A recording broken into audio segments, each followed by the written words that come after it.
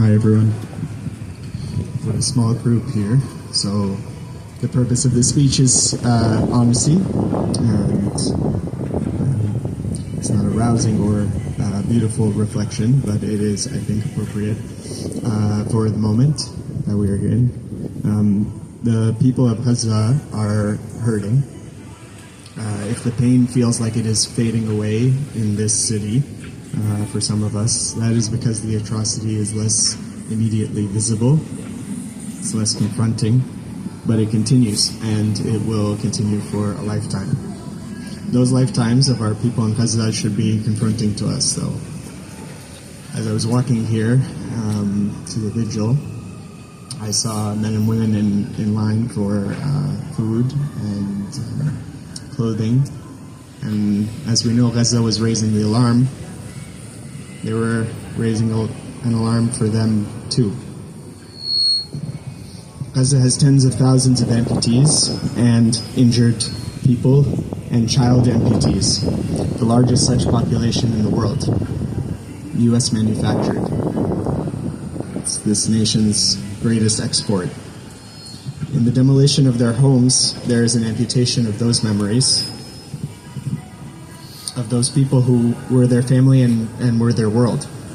The physical amputation reproduces and is reproduced by the psychic amputation, which exists together. And we here in this vigil are also amputated from Gaza, and that is by design. Gaza has more than 30,000 orphans. To be without a home is to be a type of orphan.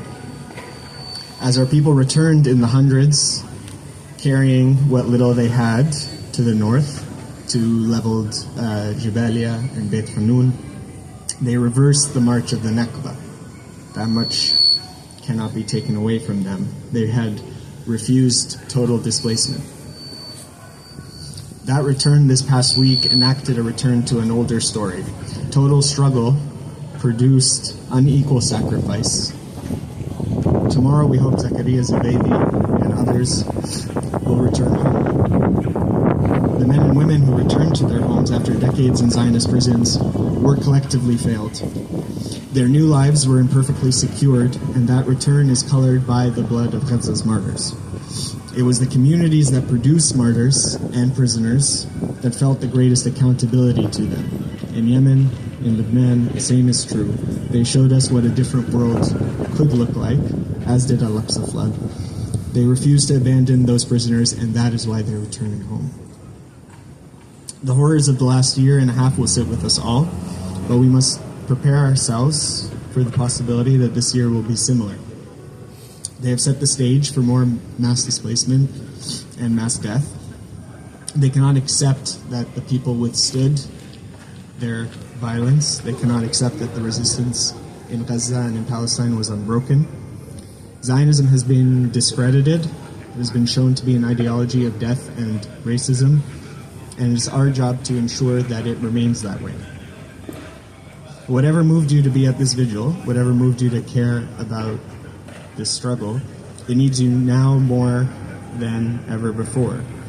It needs you to show 1/100th of the resilience and commitment that the people of Gaza showed this world. Maybe it was impressionism that slotted you into place, and maybe it was anger. We have to get and stay organized. There is an immense need to continue the struggle, to help fundraise, to help Gaza rebuild.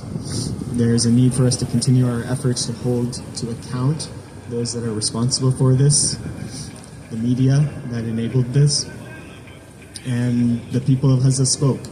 Some spoke last year, some spoke decades ago, and some spoke to us today from a not-so-distant past. And they said, as you are here, I am planted, and I have thousands of seeds in this land. No matter how much the tyrants try to uproot us, the seeds will sprout. I am here in my beloved, generous land. Like her, our giving continues on its path. Thank you.